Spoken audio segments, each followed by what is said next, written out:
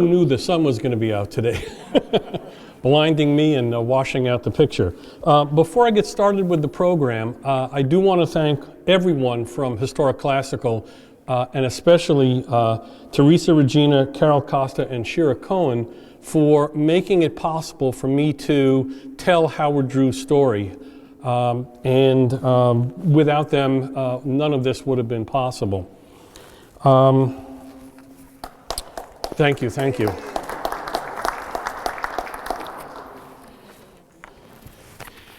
A number of years ago, I was at a USATF, USA Track and Field, New England Association Board of Governors meeting when the managing director of the office asked me to tell him about Howard Drew.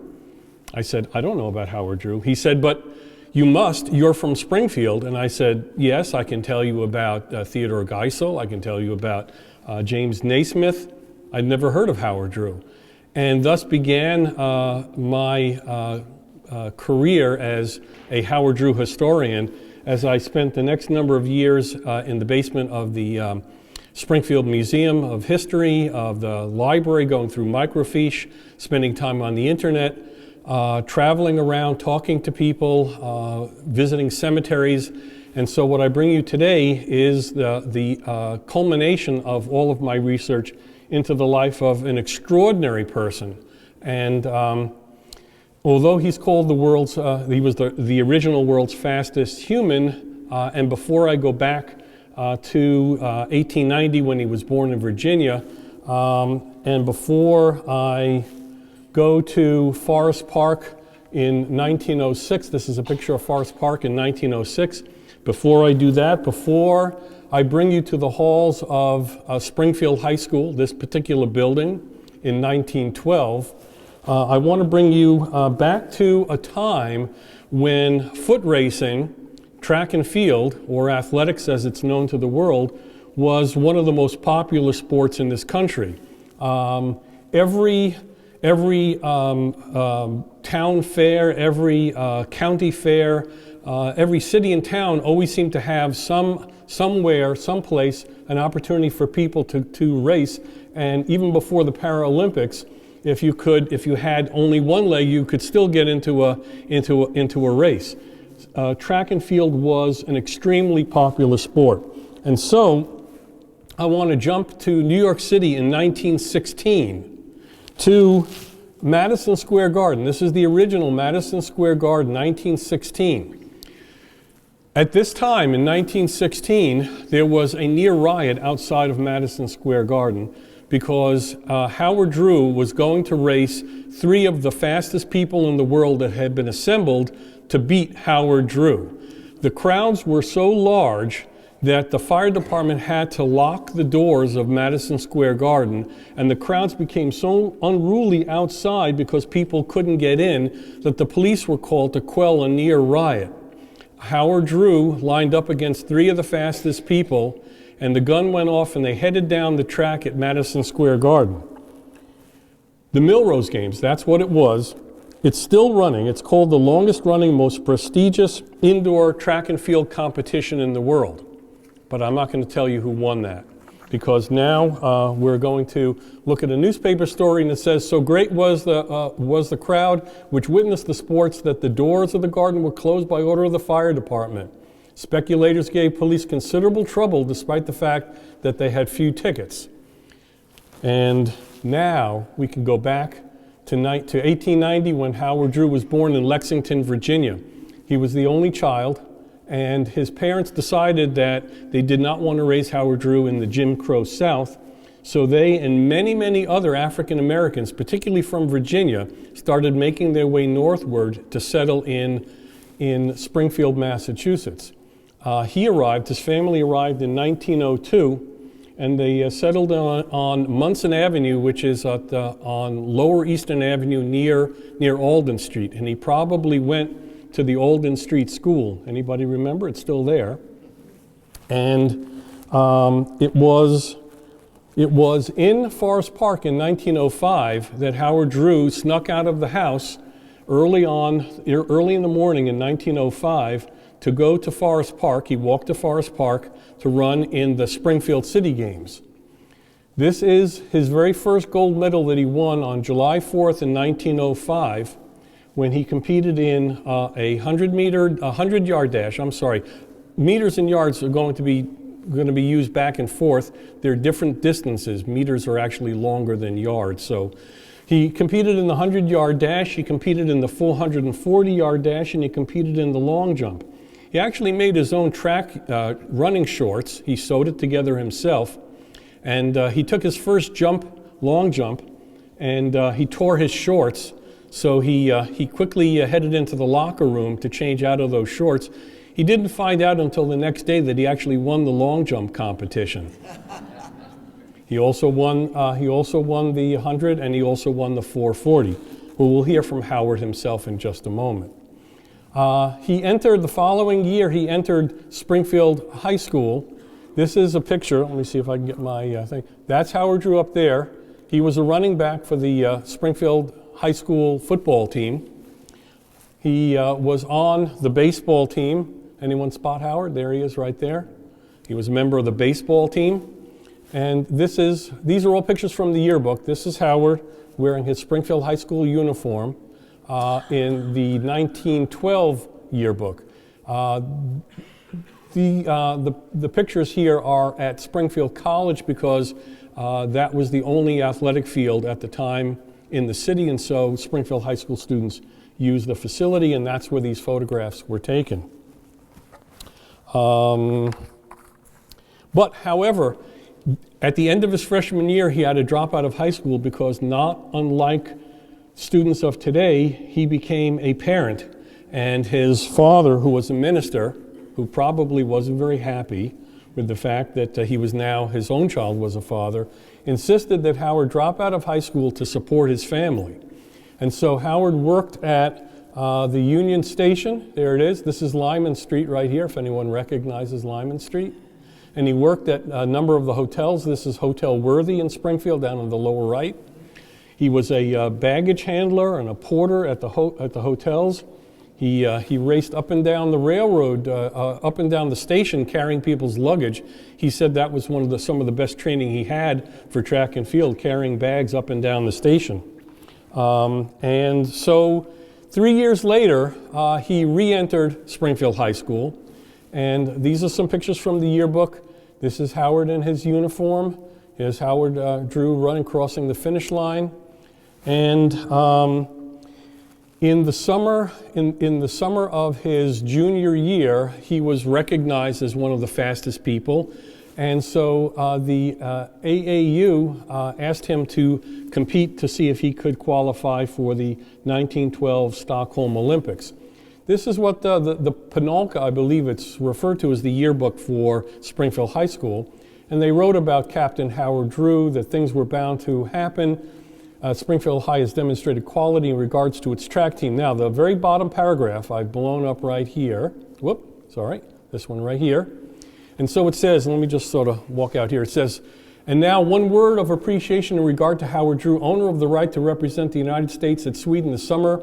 Never before has Springfield had such an athlete, and one can almost say, never again will she be so fortunate. Furthermore, almost no other man in the school, we dare say, would carry like honors in the unobtrusive manner in which our track captain does.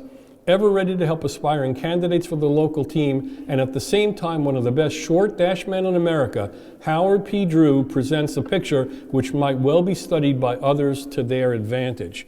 I think that's an incredibly powerful statement to have been made about Howard Drew, about anyone in 1912. And so Howard traveled to Harvard University, and he competed against Ralph Craig, who was considered to be the fastest person in the United States. And he beat Howard Craig, and he won first place, let me just point it out there, first place in the 100-meter run, and he was selected as a member of the American Olympic team. And so we're now going to meet Howard Drew High School student. Here I am, 21 years old and about to compete in the 1912 Stockholm Olympics. It seems like only yesterday that I took one of my mother's bed sheets to sew my own track shorts and put roofing nails through my tennis shoes to make track spikes. I knew my mother wasn't going to buy them for me. She had no enthusiasm for the sport. So in the summer, before I was to enter Springfield High School, I snuck out of my house early on the 4th of July to compete in the 1905 Springfield City Games in Forest Park. I ran the 100-yard dash in my homemade track shoes and won, but they really hurt my feet, so I ran the 440-yard dash barefoot and still won. What the nails failed to do to my feet, the cinders on the ground did. I felt I had been walking on a sea of glass mingled with fire. When I got home, Mother failed to share my pride. When she finished with me, I not only had 2 sore feet, I also had a very sore backside.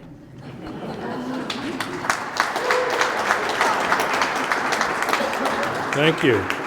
Thank you, Howard.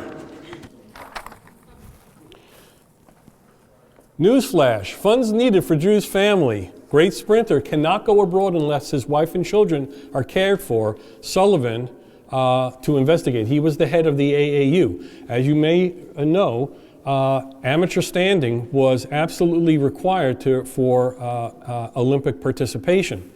And so the decision that had to be made was if funds were given directly to Drew's family for their support while he was away. Remember, you didn't just fly across the Atlantic, compete in your event, and then fly back. He was going to be gone for months. And so the AAU investigated and determined that the funds could be given directly to his family, and the first person to make a donation was the mayor of Boston, who made a $25 donation to the Drew Fund, which in today's dollars was a $650 donation to help support Howard's family. And throughout the city, citizens and school kids donated money to help support Howard so that he could get aboard the steamship Finland and head to Stockholm, Sweden. And you'll see that all those guys in the hats, I think they're called boaters. Anybody know what those hats are called? Where's my wife? Is she here? Straw hats. Boaters. Thank you, Sherry. And so here's a picture of some Olympians. There are lots of pictures of the Olympians from 1912. However, only Howard Drew is shown by himself. He's never photographed with any of the other Olympians. Whether that was on purpose or just happenstance, I can't tell you, but we have never found a picture of Howard Drew with any of the other Olympians. And so, here's the beginning of the opening ceremonies of the 1912 Stockholm Olympics. Howard Drew is a strong favorite to win gold in the 100-meter dash, the 200-meter dash, maybe even a third gold medal running on a 4x100 meter relay. And here is a picture of Howard Drew in his Olympic uniform. And here is a picture of the start of one of the heats of the 100 meters. You notice that the track is sort of a soft dirt. It's not even cinder. When I was in high school, we ran on a cinder track, which was sort of a harder substance, but still not the all-weather surfaces that we have on the tracks today. And as you can see, let me see if I can show so that wherever the runners ran, they left holes behind as they ran in the dirt. In the preliminary race, Howard took it easy and easily won, and decided, he had talked to his coach, he decided that in his semifinal, if he won the semifinal, he would be moving on to the finals. He decided that since he had, according to his coach, ran faster than the world record in the 100 during practice, he was going to go for the record of the 100 in his semifinal race. And so he took off, and about halfway down the track, he said he landed on a soft spot on the track. He pulled a tendon. He had to hop to the finish line, and even though he was hopping and limping to the finish line, he still came in first, and he was in great pain, and he was brought out to the starting line for the 100-meter final. And his coach and others warned him that if he even attempted to run, he was likely to suffer permanent damage. And so, unfortunately, Howard Drew had to be helped back away from the finish line. And Ralph Craig, the man who he easily beat before, came in first, Alva Meyer second, Donald Lippincott third. It was a sweep for the United States in the 100-meter dash. Hoping against hope that he might be able to start, Drew donned his running togs and went to the starting post, but had to be held back. Tough luck, said well-known American standing nearby, and many who heard him answer, "It is."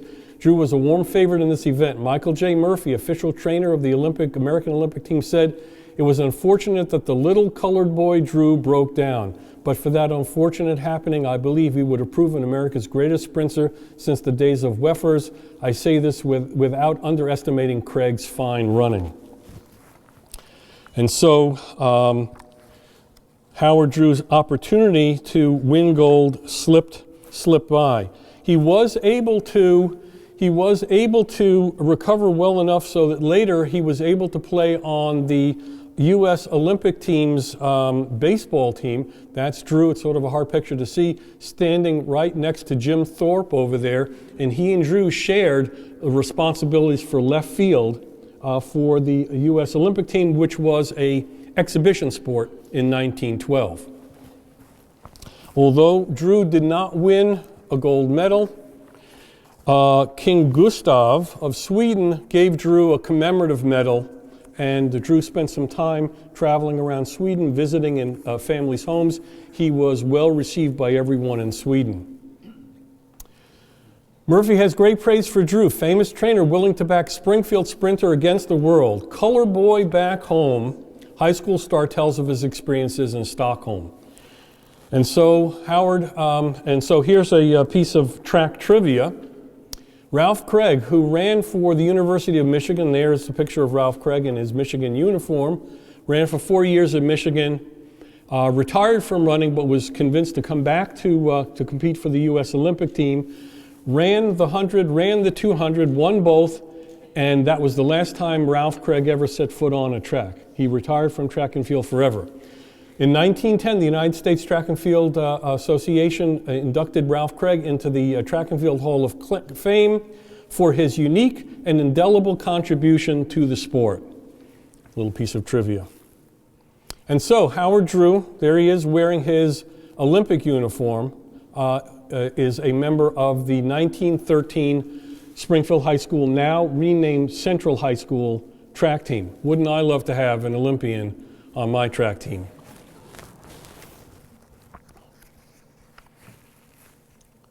And here's from his yearbook. Drew was part of student government. He was in the House and the Senate in his junior and his sophomore and junior years. Played baseball all 4 years, football his freshman, sophomore, and junior years. Track all 4 years, captain when he was a junior, and as a senior on the athletic advisory board. I'd like you to meet Howard Drew, college student.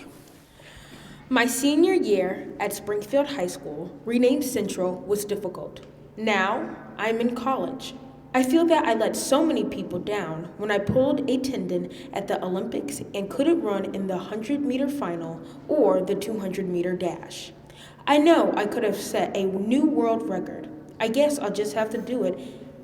I guess I'll just have to do that here at the University of Southern California.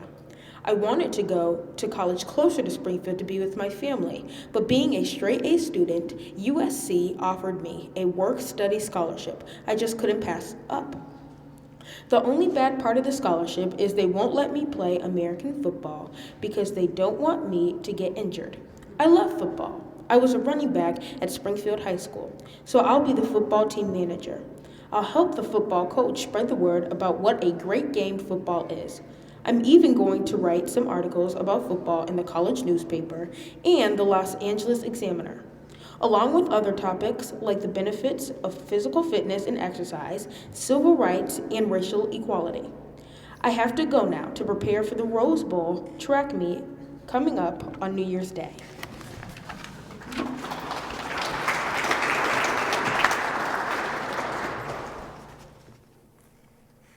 Okay. 1913, while Drew was still in Springfield and Hartford, he ran a world he ran a 100 yards, I'm sorry, that equaled the world's record, and then headed to USC. But in 1913, the New York Times ran a story about selections for the All-American team, and it says it is generally conceded that if one were choosing the best sprinter in America, it would be futile to look beyond Springfield High School Negro Howard P. Drew, who has proven his worth in season and out. And then it talks about him running the 100 and the 200. And so Howard Drew went to USC. And at USC in 1914, these are his certificates for breaking the world's record in the 220-yard dash in 21.2 seconds and breaking the 100-yard dash in 9.6 seconds. And let me give you another piece of track and field trivia. At the Big Ten Championships in May 1930, Eddie Tolan, nicknamed the Midnight Express, broke the world's record in the 100-yard dash with a time of 9.5. So remember, Drew, 1914, 9.6. 1930, 9.5. Tolan was the first black man to win Olympic gold in the 100 meters in the 1932 Los Angeles Olympics. So here's another name that has been lost to history. But we will move back to California, to the Rose Bowl, which was not a football game. The Rose Bowl was a track and field meet. And this is a cup. It's hard to see, but it says Pasadena Tournament of Roses, track and field meet, January 1st, 1915, 220-yard dash, first place, Howard P. Drew, USC. Howard Drew traveled the country with his track coach and football coach during the summers. He wrote articles in the Los Angeles papers to try to convince colleges that American-style football was a great sport, not rugby, and it was because of Howard Drew that the Rose Bowl today is now a football game and not a track meet. An interesting piece of irony. During those years, in 1915, 1916, Howard Drew met two of the most influential voices of African Americans in the United States. On the right here, he is meeting Booker T. Washington while he was at USC. And Howard Drew graced the cover of the Crisis magazine, which was the publication of the NAACP. The Crisis was edited by W.E.B. Du Bois, and it's quite likely that Drew met with W.E.B. Du Bois, although I have nothing to substantiate that.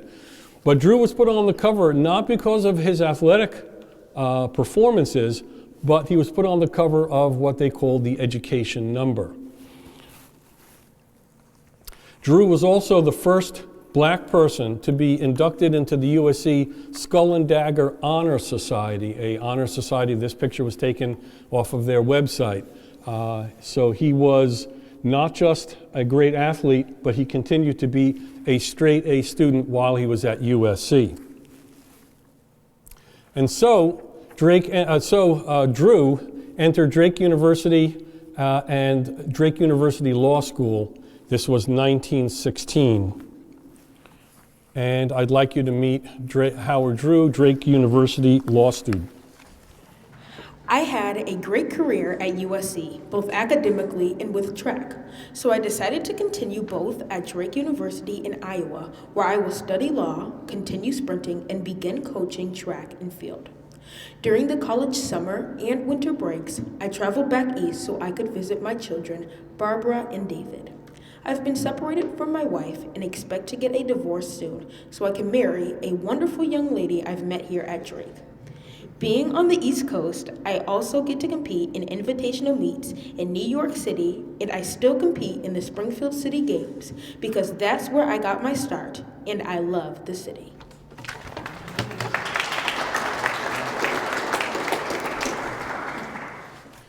So here's a picture of Howard Drew as a track coach. During 1916, it was quite a busy year for Howard. During that year, he suffered a paralysis on his left side, and many people felt that he would not be able to continue to run, but he did. He also was in the midst of a divorce. Who knows whether that was part of his cause of the paralysis. And the Milrose Games are held early in the year, so before the paralysis, he traveled back to New York City to compete in the Milrose Games. And I should note, as a side note, that when Howard Drew traveled back and forth on the railroad, he was not sitting up with the passengers. Howard worked as a porter on the train. On one of his trips, he served Teddy Roosevelt on the train, and Howard Drew lived and slept with the Pullman porters. He was not a passenger. He worked his way across the country. And so the gun went off in the Milrose Games, and Drew crossed the finish line in such a close finish that the officials had to spend quite a bit of time discussing it before they gave the win to Howard Drew, and he equaled the world record that he had set 4 years earlier. 1916, Howard Drew was at the peak of his performance. Unfortunately, the world was at war, Europe was at war, and the 1916 London Olympics were canceled as a result, and so Howard Drew did not have an opportunity to go back to the Olympics to try and get the gold that was denied him in 1912. And so, while he was at Drake University, Howard Drew joined the Army as a private and worked his way up to sergeant. And here I'd like you to meet Sergeant Howard Drew, U.S. Army. I've been overseas for almost 9 months.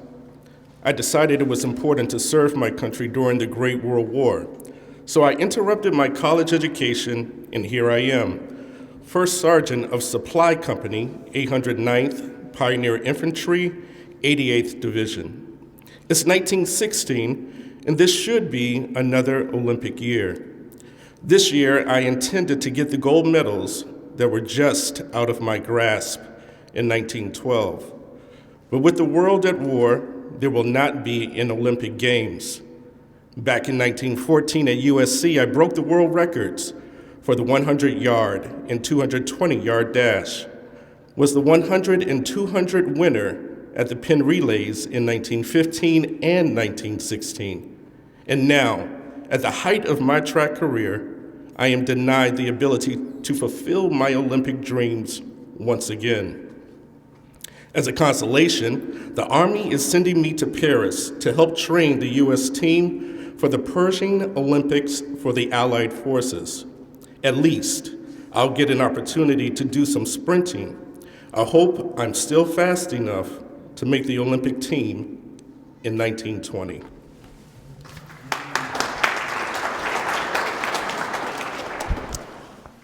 So here's the newspaper story. Yanks will shine in Persian Olympics. Athletic meet of 22 allied nations near Paris will see 100 crack American entrants. And whose picture is front and center on the paper? It's that of Howard Drew.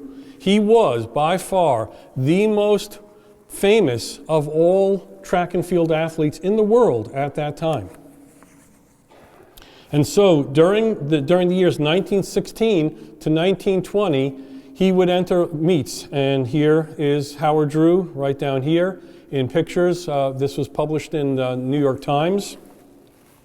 And he continued to run. This is a picture of Drew, even with a taped up leg running. And let's see if we got this. And now, Popular Science magazine in 1918, July 1918, did a story about records of the swiftest animals. This is Howard Drew over here, and if we blow this up, it says, the greatest speed attained by any man is that of Howard P. Drew, who covered 100 yards in 9 3/5 seconds, March 28, 1914.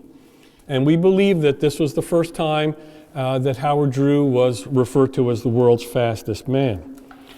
He continued to run meets all over the place, including coming back to Springfield to run in the 1920 Springfield City Games.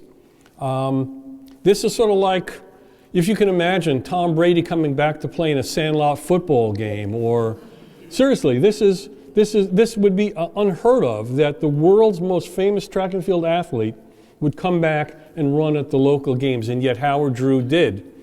And so, unfortunately, by the time the tryouts were held for the 1920 team, Drew, now in his 30s, was unable to make the team. Nevertheless, Charles Paddock, the 100-meter gold medalist in the 1920 Antwerp Olympics, called Drew the smoothest piece of running machinery the world has ever seen. So I would now like you to meet the Honorable Judge Howard Drew of Hartford, Connecticut. After finishing law school at Drake and passing the bar, I remarried and decided that Hartford, Connecticut would be a perfect place to live and begin my career as a lawyer. I was only one of 6 Negro lawyers in all of Connecticut. Now, I have become the first Negro judge in the state and one of the first in the nation. I intend to help my community with many issues, such as civil rights, unemployment, and housing. I have faced discrimination my entire life, even as an attorney. Consider, I was never just the American sprint champion, or the great Springfield sprinter, or the world record holder. No. I was the Negro speed marvel, the colored flyer, the Negro dash man, or the crack-colored flyer. Perhaps one day it will be different.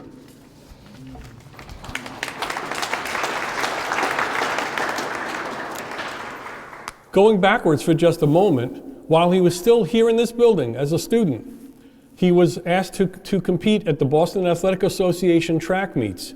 And Drew said that he would never compete for the BAA, the Boston Athletic Association, because they had a sign posted right out in front of their building that said, no Negroes would ever be allowed to be a member of the Boston Athletic Association. And he said he refused to become an attraction, to be an attraction for the BAA, while they refused to allow Negroes to be a member of the Boston Athletic Association. But he didn't stop there. He continued writing articles his entire life about health and fitness, about eating right, and especially about civil rights. In 1930, Drew published an article in the Hartford Courant describing the history of the white people's attitude towards the Negro in Connecticut from 1639, when the first slaves were brought into the state, until 1930, when most white people felt that there were no other Negroes but domestic servants, common laborers, and indigent class afloat. After 1930, the number of black lawyers in Connecticut diminished from 6 to only 3. Towards the end of his career, the Springfield Union, and unfortunately this is a clipping that the family did not unfortunately clip out the date of it, so we don't really know, but it's the Springfield Union. And I'm going to just zero in on some of these pictures. They said that he was a world record holder in the 100-yard dash, that Drew was a sensational halfback, or was that fullback at Springfield High School, that he returns as a starter in the games that he once starred in. And as a side note, Drew also was a starter in many of the races that Jesse Owens ran in. He was a sergeant in the U.S. Army, that he was a Globetrotter Deluxe. He was one of 4 Negro lawyers in the Connecticut, successful pleader at the bar. And Howard Drew, he helped to make Springfield famous. If you travel 20 minutes south of Springfield to Windsor, Connecticut, you will find Soldiers Field Northwood Cemetery, where you will find the only memorial to Howard Drew, where one newspaper had a headline that said, "Once great runner dies unnoticed." 4 years ago, I wrote a story in the Springfield Republican, and they followed it up with an editorial that said the world's fastest man deserves city tribute. Finally, he's receiving it here today. So, here is the person that strode these very halls in the early part of the century. And we're here to honor him. Howard Drew, he was not one person. He did not allow one individual's success or failure to define his life. He was an athlete. He was an Olympian, a multiple world record holder. He was an advocate for civil rights. He was a track coach. He was a track official. He was a scholar. He was an author. He was an attorney. He was a judge. He was a gentleman amongst, of all things, he was a gentleman. He's been forgotten by time until now. Ladies and gentlemen, I give you the world's champion, Springfield, Howard P. Drew.